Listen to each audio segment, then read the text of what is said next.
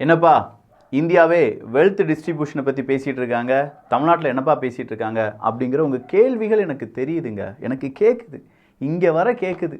அரசியல் சதுரங்கம் என்ன ஆனது, இந்த வெல்த் டிஸ்ட்ரிபியூஷனை பற்றி நம்ம ஆட்கள் யாராவது பேசுகிறாங்களா அப்படிங்கிறது தான். What is wealth distribution? Wealth distribution அப்படிங்கிறது என்ன? இல்லாதவனுக்கு இருக்கிறவன்ட்டு வந்து பிடுங்கி கொடுக்கறது தான் வெல்த் டிஸ்ட்ரிபியூஷன். பிடுங்கி கொடுப்பது வேறு யாராவது செஞ்சாங்கன்னா அதை கட்ட பஞ்சாயத்துலாம் நம்ம சொல்லிடுவோம். அதே அரசாங்கம் செய்து அப்படின்னா அது நன்மை பயக்கக்கூடிய ஒரு செயலாக இருக்கும். அப்போ இந்த வெல்த் டிஸ்ட்ரிபியூஷனுக்கு யார் யார் எப்படி வெல்த் வச்சுருக்காங்க, யார் யாருக்கு எவ்வளோ சொத்து இருக்குது அப்படிங்கிறத பார்த்து அந்த சொத்துக்கள் யார் யாருக்கு பகிர்ந்தளிக்கப்பட வேண்டும். உண்மையிலேயே அவங்க இல்லாதவங்களா, ஏழ்மையானவங்களா, அவங்கக்கிட்ட சொத்து இல்லையா? அப்போ இவங்களுக்கு சொத்துனா ஒருவேளை அவங்களுக்கு கார் இல்லையா இருக்கும், ஒரு கார் தூக்கி கொடுக்கறது, ஒரு வண்டி இருக்கும், இல்லை ஒரு பங்களா இருக்கும், அந்த பங்களாவில் பாதி போர்ஷன் கொடுக்கறது, இப்படிங்கிறதெல்லாம் ஒரு வெல்த் டிஸ்ட்ரிபியூஷனை நம்ம பார்த்தாலும் அரசாங்கம் இந்த மாதிரியான வெல்த் டிஸ்ட்ரிபியூஷனை செஞ்சாங்கன்னா ரொம்ப நல்லா இருக்கும். எல்லாருமே ஒரே மாதிரி, ரிச் மறுபடியும் ரிச் ஆக மாட்டான், பூவர் மறுபடியும் பூவர் ஆக மாட்டான், எல்லாம் சமநிலைக்கு வந்துடுவோம்ல.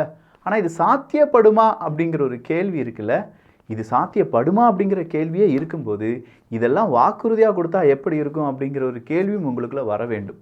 சாத்தியப்படாத விஷயங்களை வாக்குறுதியாக கொடுப்பது அப்படிங்கிறது எப்படி சாத்தியமாகும்?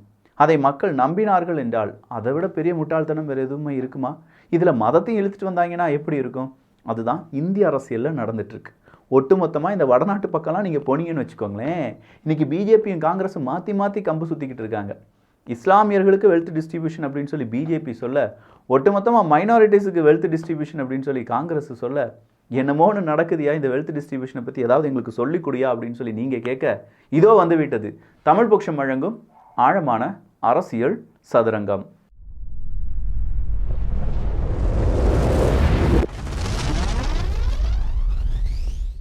இந்த வெல்த் டிஸ்ட்ரிபியூஷன் அப்படிங்கிறது எப்படி ஆரம்பிக்குது அப்படின்னா, மன்மோகன் சிங் அவர்கள் ஒரு ஸ்பீச் கொடுத்தார் அப்படின்னு சொல்லியும் அதை பிஜேபி கையில் எடுக்கிறாங்க. பிஜேபி கையில் எடுக்கும்போது மன்மோகன் சிங் அவர்கள் சொல்லக்கூடிய வார்த்தை என்ன? இந்த இடத்துல நம்ம இஸ்லாமியர்களுக்கு, குறிப்பாக இஸ்லாமியர்களுக்கு அப்படின்னு சொல்கிறாங்க, இந்த நாட்டில் முன்னுரிமை அப்படிங்கிறது கொடுக்கப்படும். முன்னுரிமைனா வெல்த் டிஸ்ட்ரிபியூஷனில் முன்னுரிமை அப்படிங்கிறது கொடுக்கப்படும். இரண்டாம் கட்டமாகத்தான் அடுத்தடுத்த மதங்களை சார்ந்தவங்களுக்கு அப்படின்னு சொல்கிற மாதிரியும்,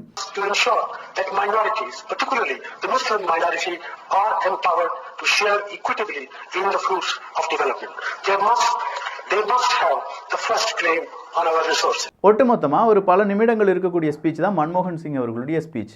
இதை நேராக கையில் எடுக்கிறது யார்? பிரதமர் மோடி, நரேந்திர மோடி அவர்கள் கையில் எடுக்கிறாங்க. எடுத்து என்ன சொல்கிறாங்க? இப்படி காங்கிரஸ் கையில் ஆட்சி போயிருச்சுன்னா உங்ககிட்ட இருக்கக்கூடிய பணம், நகை இதெல்லாம் வாங்கி வெல்த் டிஸ்ட்ரிபியூஷன் வழியாக அதிகமாக குழந்தை பெற்றுக்கொள்பவர்களுக்கு கொடுத்துருவாங்க அப்படிங்கிறது தான். இங்கே குழந்தை அப்படிங்கிறது ஏன் இங்கே வருது அப்படின்னா, அதிகமாக குழந்தை பெற்றுக்கொள்ளக்கூடிய நபர்கள் குழந்தை அப்படின்னு சொல்லும்போது, குழந்தைகள் இல்லாட்டி ஒரு வீட்டில் 2க்கும் அதிகமான குழந்தைகள் இருக்கும்போது அதற்கு பணம் அதிகமாக தேவைப்படும். குறிப்பாக இயற்கை வளங்கள்லேருந்து எல்லாமே, மனித பாப்புலேஷன் அப்படிங்கிறது கூட இயற்கை வளங்களுடைய குறைவுகளும் வரும். இது எல்லாமே இயற்கையினுடைய நியதி. இதை நம்ம இதில் பார்த்துட்டு தான் இருக்கோம். இந்தியாவை பொறுத்த வரைக்கும் மக்கள் தொகை அப்படிங்கிறது ஒரு பெரிய பெருக்கமாக மாறி வருகிறது. சைனாவெல்லாம் அடித்து தூக்கிட்டோன்னு வச்சுக்கோங்களேன். அப்போ இந்த மாதிரி அதிக குழந்தைகளை பெற்றுக்கொள்ளக்கூடிய நபர்களுக்கு உங்களுடைய வெல்த்தை டிஸ்ட்ரிபியூட் பண்ணுவாங்க அப்படின்னு சொன்னது இஸ்லாமியர்கள் தான் அவர் கோட் பண்ணி சொல்லியிருக்காங்கிற ஒரு பெரிய ஒரு விமர்சனம் எழுந்தது. அந்த விமர்சனம் எழுந்த உடனே பாஜக அதற்கு ஒரு பதிலை கொடுக்குறாங்க. பிரதமர் நரேந்திர மோடி அவர்கள் மன்மோகன் சிங் அவர்கள் பேசினதற்கு தான் இப்படி ஒரு பதிலை கொடுத்திருக்கிறார் அப்படின்னு சொல்லி. அடுத்ததாக ராகுல் காந்தி அவர்கள் பேசின அந்த ஸ்பீச் அப்படிங்கிறது வருது. அவர் என்ன சொல்கிறாரு? எல்லா இடங்களையும் எக்ஸ்ரே எடுப்பேன், எடுத்து யார் மைனாரிட்டிஸ் அப்படிங்கிறத கண்டுபிடிப்போம். மைனாரிட்டிஸ்லாம் கண்டுபிடிச்ச பிறகு மறுபடியும் இங்கே இருக்கக்கூடிய நபர்களிடம் அவங்களுடைய வெல்த் டிஸ்ட்ரிபியூஷனை பற்றி பேசும் அப்படின்னு சொல்லி ஏதோ ஒரு வகையில் இவங்க எல்லாருமே, இந்த 3 பேருமே வெல்த் டிஸ்ட்ரிபியூஷனை பற்றி பேசிகிட்டு இருக்காங்க. அப்போது இருக்கிறவங்க கிட்ட இருந்து இல்லாதவங்களுக்கு எடுத்து கொடுப்பது தான் வெல்த் டிஸ்ட்ரிபியூஷனாக இருக்கிறது என்றால் இதை மக்கள் அக்செப்ட் பண்ணுவாங்களா? அதுக்குள்ளே மதம் அப்படிங்கிறது வந்துருச்சுன்னா அதை மக்கள் அக்செப்ட் பண்ணுவாங்களா? ஏன் இப்படியான ஒரு வாக்குறுதிகளும் இல்லாட்டி இந்த மாதிரியான பேச்சுக்களும் அடிபடுகிறது அப்படின்னா, வடநாட்டில் மத அரசியல் அப்படிங்கிறது ரொம்ப பீக்காக இருக்குது. அதுலேயும் சிறுபான்மையினர் பெரும்பான்மையினர் அப்படிங்கிறத இங்கேயும் நம்ம பார்க்கலாம். தமிழ்நாட்டிலையும் அதே மாதிரியான அரசியல் செய்யக்கூடிய நபர்கள் இருக்காங்க, ஜாதி அரசியல் செய்யக்கூடிய நபர்கள் இருக்காங்க. நாங்கள் தான் இந்த ஜாதிக்கு சொந்தக்காரங்க, நாங்கள் தான் இந்த ஜாதியை காப்பாற்ற வந்தவங்க அப்படின்னு சொல்லக்கூடிய அரசியல்வாதிகளும் இருக்காங்க. இப்படின்னு சொல்கிற அரசியலுக்கு நடுவில் இப்போ வெல்த் டிஸ்ட்ரிபியூஷன் அப்படிங்கிறது இருக்குப்பா. இதுக்கு நீங்கள் தான் ஒரு பதில் சொல்ல போகிறீங்க. நான்லாம் பதில் சொல்ல முடியாது. நீங்கள் என்ன சொல்ல போகிறீங்க? உழைச்சி கஷ்டப்பட்டு நீங்கள் என்ன செஞ்சுருக்கீங்க? ஒரு வீடு கட்டி வச்சுருக்கீங்க. பக்கத்தில் ஒருத்தர் இந்த டாஸ்மார்க்கால் குடிச்சு குட்டிச்சவராக போயிட்டார். அவரால் வீடு கட்ட முடியலை. இப்போ வெல்த் டிஸ்ட்ரிபியூஷன் வருது. உங்கள் வீட்டுக்கு பாதியை அவருக்கு கொடுக்கணும்னு சொல்கிறாங்க அரசாங்கம். இது எப்படி நீங்கள் அக்செப்ட் பண்ணுவீங்க அப்படிங்கிற உங்களுடைய கருத்துக்கள் இங்கே வரவேற்கப்படுகின்றன. அப்போ வெல்த் டிஸ்ட்ரிபியூஷனில் ஜஸ்ட் எக்கனாமியாக இவன் உயர்ந்தவன் இவன் தாழ்ந்தவன் அப்படிங்கிறது மட்டும் இல்லை. ஏன் எக்கனாமியாக இவங்க உயர்ந்தவங்க தாழ்ந்தவங்க அவங்களுடைய இயலாமையாக இருக்கலாம். முதல் விஷயம், அவங்க போராக போனதுக்கு, இல்லை அவங்க எந்த விதமான முயற்சியும் எடுக்காத ஒரு நபராக இருப்பாங்க. இவன் வாயை கட்டி வயிற்ற கட்டி ஒரு வேலைக்கு 3 வேலை செஞ்சு, சாப்பாடு இல்லை நான் சொல்கிறது, வேலை பழுவான வேலை எல்லாமே செஞ்சு, நைட் ஷிஃப்ட்டு மார்னிங் ஷிஃப்ட்லாம் வேலை செஞ்சு ஒரு வீடை கட்டியிருப்பான். இவன் 1 மணி நேரம் 2 மணி நேரம் வேலைக்கு எங்கேயாவது போயிட்டு வருவான். இப்படி இருக்கிறவங்க மத்தியில் வெல்த் டிஸ்ட்ரிபியூஷன் செஞ்சால் எப்படி இருக்கும் அப்படிங்கிறதும் இங்கே பெரிய கேள்வியாக இருக்குது. இந்த வெல்த் டிஸ்ட்ரிபியூஷனுக்கு நீங்கள் என்ன சொல்கிறீங்க அப்படிங்கிற உங்களுடைய கருத்துக்கள். எப்பா எவ்வளோ பெரிய பழுவை தூக்கி உங்கள் மேலே போட்டிருக்கேன் தெரியுமா? ஏன்னா இதுக்கு நான் பதில் சொல்ல போனால் எனக்கு 1008 வசவு கிடைக்கும். ஆனால் நீங்கள் கரெக்டாக கமெண்ட்ஸை பண்ணிட்டீங்கன்னு வச்சுக்கோங்களேன், யார் உங்களை வசப்பாட முடியாது பாருங்களேன். அதுவும் மூஞ்சை பார்த்து வசப்பாட முடியாது. உங்களை யாராவது திட்டினா திருப்பி நம்ம டிபி ட்ரூப்ஸ் வந்து அவர் சொல்கிறது உண்மைதாயா அப்படின்னு சொல்லி உங்களுக்கு ஆதரவாக வந்து நிற்பாங்க. பயப்படாதீங்க, களத்தில் நின்று போராடுங்க அப்படின்னு சொல்லிடுறேன். அப்படின்னு சொல்லி பார்த்துட்டு இருக்கும்போது தான் எடப்பாடி பழனிசாமி அவர்கள் ஏதோ பேசினாருங்கிற ஒரு வீடியோ ரொம்ப வைரல். எம்ஜிஆர் ஜெயலலிதா அம்மையார்கள் அவர்கள் இருந்தபோது இருந்த அதிமுக கிடையாது, அதிமுகவில் நிறைய பலவீனங்கள் இருக்குது சார், அதிமுகவே பலவீனமாக தான் இருக்குது அப்படின்னு நாங்கள் சொல்கிறோம்.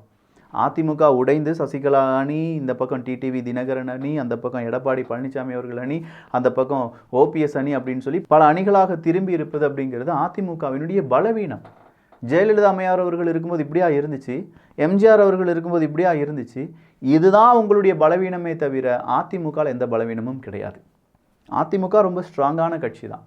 ஆனால் இங்கே தலைவர்கள் 4 பேர் 4 விதமாக 4 இடங்களில் வந்து இருக்கும்போது இங்கே யார் தலைவர் அப்படிங்கிற ஒரு கேள்வியும், அந்த தலைவருக்கு பின்னாடி போகக்கூடிய தொண்டர்கள் யார் அப்படிங்கிற கேள்வியும், ஏன் இவனுக்கு பின்னாடி போகணும், ஏன் அவங்களுக்கு பின்னாடி போகக்கூடாது அப்படிங்கிற கேள்வியும் வந்து நிற்கிறது ஐயா எடப்பாடி பழனிசாமி அவர்களே. இதை சில மீடியாக்கள் போட்டு டிலீட் வேறு பண்ணிட்டாங்க இந்த வீடியோவை. ஒருவேளை எடப்பாடி பழனிசாமி அவர்கள் அப்படி சொல்லலையோ என்னவோ, அந்த மீடியாக்களுக்கு அப்போ அதிமுக சார்பாக கண்டனத்தை தெரிவித்து விடுங்கள், முடிஞ்ச ஒரு கேஸைஸை போட்டு விடுங்கயா. அப்போ அவர் சொல்லியிருக்கிறது அந்த வீடியோ டெலிட் பண்ண வீடியோலாம் என்ன சொல்லியிருக்காங்கன்னா, அது இருக்குது ட்விட்டர்லாம் நீங்கள் தேடி பார்த்தீங்கன்னா இருக்கும். அவங்க உழைக்கலை, சரியாக அதிமுகவை சார்ந்த பல நிர்வாகிகள் உழைக்கவில்லை அப்படின்னு சொல்லியிருக்காங்க. அதை தான் நாங்கள் ஓப்பனாக சொல்லிட்டோமே, இதுதான் மேட்டர். எடப்பாடி பழனிசாமி அவர்களுடைய ஸ்பீச்லாம் நல்லா இருந்துச்சு, ரொம்ப பெரிய அளவில் அக்ரெசிவாக இருந்துச்சு, டிஎம்கேயை அடித்து தூள் தூளாக நொறுக்கிற மாதிரி இருந்துச்சு. எடப்பாடி பழனிசாமி அவர்களுடைய கேம்பெயின் ஸ்ட்ராட்டஜி சூப்பராக இருந்துச்சு. ஆனால் அதுக்கு பின்னாடி பில்டிங் ரொம்ப ஸ்ட்ராங் தான், பேஸ்மெண்ட்னு ஒன்று இருக்குல்ல அது ரொம்ப வீக்காக இருக்கேயா, அதுதான் இங்கே பெரிய பிரச்சனை. அதை மட்டும் நீங்கள் ஸ்ட்ராங் பண்ணிட்டீங்கன்னு வச்சுக்கோங்களேன், அதிமுகவை எந்த கொம்பனாலையும் அசைக்க முடியாது. அதை ஸ்ட்ராங் பண்ணுறது தான் உங்களுடைய வேலையாக இருக்க வேண்டும். அதை எப்படி நீங்கள் ஸ்ட்ராங் பண்ண போகிறீங்க அப்படிங்கிறது தான் இபிஎஸ் அவர்களிடமும், இல்லாட்டி டிடிவி தினகரன் அவர்கள், சசிகலா அவர்கள், அடுத்ததாக ஓபிஎஸ் அவர்கள், உங்கள் கையில் எல்லாத்துக்கும் கையிலையும் இருக்குது. இல்லாட்டினா உங்கள் கட்சி கொஞ்சம் கொஞ்சமாக கரைஞ்சி போயிட்டே இருக்கும். 4 பக்கமும் ஓட்ட விழுந்துருச்சுன்னா பின்ன அந்த பக்கம் எப்படியா தண்ணி நிற்கும்? அதே மாதிரி தான் அங்கே இருக்கக்கூடிய நபர்கள் எல்லாருமே கொஞ்சம் கொஞ்சமாக கரையும். அந்த கட்சியிலேருந்து இந்த கட்சியிலேருந்து வர்றவங்களுக்குலாம் உயர் பதவிகளை நீங்களும் கொடுக்க வேண்டியதாக இருக்கும். கொஞ்சம் யோசிச்சு பாருங்கள், திமுகவிலும் இதே மாதிரி நடந்துச்சு. மக்கள் நீதி மையத்திலேருந்து பிரிஞ்சுட்டு போகிற எல்லாருக்கும் உயர் பதவிகள் அப்படிங்கிறது டக்குன்னு கொடுத்தாங்க திமுகவில். அதே மாதிரி நாம் தமிழர் கட்சியை விட்டு பிரிஞ்சு போனவங்களுக்கும் டக்குன்னு பதவிகள் கொடுத்தாங்க. இப்போ பாஜகலேருந்து யாரெல்லாம் பிரிஞ்சு வராங்களோ அவங்களுக்குலாம் டக்குன்னு அதிமுகவும் பதவிகளை கொடுக்கிறது. அப்போ உண்மையாக உழைக்கக்கூடிய நபர்கள் அப்படிங்கிறவங்களுக்கு மத்தியில் இவங்களுக்கு ஒரு பொசிஷன் கொடுக்கும்போது ஒரு அதிருப்தி அப்படிங்கிறது வரும். அந்த அதிருப்தியை சரிப்படுத்துவதும், அந்த அதிருப்தியை கட்சியினுடைய வளர்ச்சியாக எப்படி மாற்றப் போகிறீர்கள் அப்படிங்கிறது தான் ஒரு தலைவரினுடைய ஒரு கெத்து. அந்த தலைமை தான் அதை சரிப்படுத்தணும். தலைவர் அப்படிங்கிறவங்க எல்லாரையும் அரவணைச்சு, யாராவது வெளியில் போனாங்கன்னா அவங்கள மிரட்டியாவது உள்ளே உட்கார வைக்கிறது. ஜெயலலிதா அம்மையார் அவர்கள் அதை தான் செஞ்சாங்க.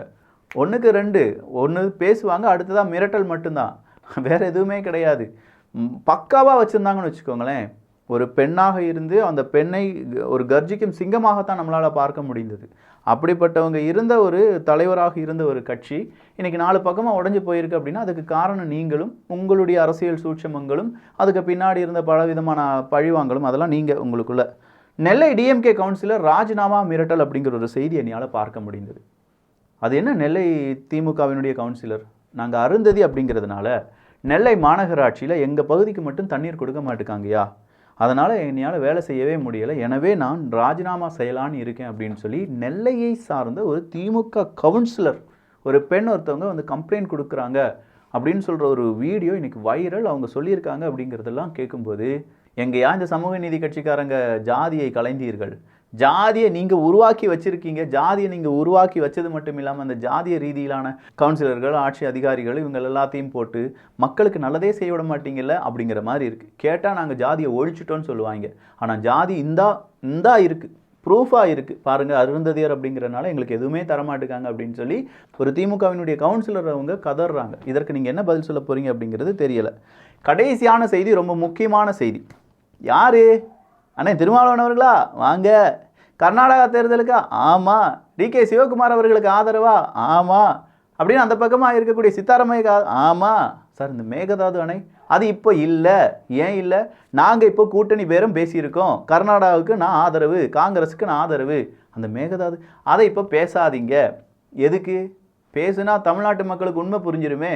ஐயா, தமிழ்நாட்டு மக்களே, தமிழ்நாட்டு வாக்காளர் பெருமக்களே, 2026 வாக்கு போடக்கூடிய பெருமக்களே, நல்லா புரிஞ்சுக்கோங்க. அடுத்த வருஷம், இந்த வருஷமே காவிரியை வச்சு பெரிய ஒரு போராட்டம் நடக்கும். அந்த போராட்டத்துக்கு யார் காரணமோ இல்லையோ, கண்டிப்பாக அந்த இவர் இருக்கார் பார்த்தீங்களா, விசிகாவினுடைய தலைவர் திருமாவளவன் அவர்கள், எழுதி வச்சுக்கோங்க, காவிரி நீர் கிடைக்காததுக்கான 50லேருந்து 70% காரணம் இந்த டிகே சிவகுமார் அவர்களுக்கும் சித்தாராமையா அவர்களுக்கும் நான் பெரிய அளவில் என்னவா இருக்கேன், பக்கபலமாக இருக்கேன், நான் போய் வாக்கு சேகரிக்க போகிறேன்னு சொல்லி கர்நாடகாவில் குதிச்சிருக்காரு பார்த்தீங்களா திருமாவளவன் அவர்கள். அவராக தான் இருக்கணும். ஏன்னா அவர் நினச்சா இப்போ முடிஞ்சிருக்குமே, மேகதாது அணை அப்படிங்கிறத கட்டாமல் அவர் தடுத்திருக்கலாமே. எங்களுக்கு காவேரி நீர் வேணும் அப்படின்னு சொல்கிறதுல தமிழ்நாட்டு மக்களுக்கு தேவையான நீதியை கொடுங்கள் அப்படின்னு சொல்லி கேட்டிருக்கலாமே. அதெல்லாம் விட்டு அரசியலுக்காகவும் எதிர்த்தாப்புல பிஜேபி அப்படிங்கிற பூதத்தை காண்பித்து தமிழ்நாட்டு மக்களை நீங்கள் ஏமாற்ற போகிறீங்க. அவ்வளோதான் நடந்துட்டுருக்கு. நாங்கள் போகலைன்னா பிஜேபி உள்ளே வந்துருமியா? சனாதனம் தண்ணி தாயா, செத்துட்ருக்கோம், தண்ணிக்காக நாங்கள் செத்துட்ருக்கோம், எங்களுக்கு தண்ணி தந்துட்டு நீ சனாதானமோ என்ன வேணாலும் ஒழிச்சு தொலை அப்படின்னு தானே சொல்லுவாங்க. மக்கள் எல்லாரும் அதை தானே கேட்பாங்க. உயிர் போகிற இடத்துல இருக்கும்போது நம்ம தண்ணீர் வேண்டுமா, இல்லை அரசியல் கோட்பாடுகளுக்காக மக்களை நீங்கள் கொண்டு குவிப்பீங்களா? மக்கள் செத்துட்டு இருக்காங்க, விவசாயிகள் செத்துட்டு இருக்காங்க. காவிரி நீர் கிடைக்கலன்னா அங்கே எவ்வளோ பெரிய பிரச்சனை வரும் அப்படிங்கிறது உங்கள் எல்லாருக்கும் நல்லாவே தெரியும். ஜிஎஸ்டி தெரிஞ்ச அளவுக்காவது உங்களுக்கு காவிரி நீரை பற்றி ஏதாவது தெரிஞ்சிருக்கும் நான் நம்புகிறேன். அப்படி இருக்கும் பட்சத்தில் நமக்கு காவிரி நீர் தரமாட்டேன், மேகதாது அணையை நான் கட்டியே தீருவேன் அப்படின்னு சொல்லி அவங்க நீர்வளத்துறை அமைச்சராக இருக்கக்கூடிய இதே சிவகுமார் அவர்களுக்கு நான் ஆதரவாக போகிறேன், என்னுடைய ஆதரவு முழுக்க அப்படின்னு சொல்கிறது யாரையோ பார்த்து நான் என்ன செய்யுமா, கோடு போட்டுக்கிடுமா, நான் தான் புலின்னு சொல்லி நிற்குமா? கேட்டால் புலி வந்துடும், அதனால் நான் புலி ஆக்ட் பண்ணிட்டு இருக்கேன்னு சொல்லுமா? ஐயா, எங்களுக்கு தண்ணீர் வேணும். அரசியலை நீங்கள் என்ன வேணாலும் செஞ்சுக்கோங்க, தண்ணீர் தந்துட்டு நீங்கள் என்ன வேணாலும் செஞ்சுக்கோங்க அப்படிங்கிறது தான் தமிழ்நாட்டு மக்களுடைய கோரிக்கையாக இருக்க போகுது. அப்படி தானே மக்களே? எப்படி கோரிக்கை நல்லா இருக்கா அப்படிங்கிறதுலாம் நீங்கள் 4 பேருக்கு ஷேர் பண்ணும்போது அவங்க யோசிப்பாங்கள்ல. மக்கள் தண்ணீர் தரமாட்டேன்னு அவன் சொல்கிறான், அவனுக்கே ஆதரவாக கொடுக்க போகிறேன்னு இங்கேருந்து ஆட்கள் கிளம்பி போகிறாங்க, இங்கேருந்து போய் நாங்கள் பிரச்சாரம் பண்ண போகிறோன்னு சொல்கிறாங்க. அப்போ தமிழ்நாட்டு மக்களை ஒரு பொருட்டாவே மதிக்கலை அப்படின்னு சொல்லி மக்கள் யோசிப்பாங்களா இல்லையா? என்ன மக்கள் அவ்வளோ முட்டாளுன்னு நினச்சிட்டாங்களா? இவங்கெல்லாம் சேர்ந்து மக்கள் யோசிக்கணும். யோசிக்க வைக்கிறது தான் அரசியல் சதுரங்கத்தினுடைய வேலை. அரசியல் சதுரங்கம் சரியாக அதனுடைய வேலையை செய்யும். நல்லதை பகிர்ந்து நல்ல சமுதாயத்தை உருவாக்குவோம். நன்றி, வணக்கம்.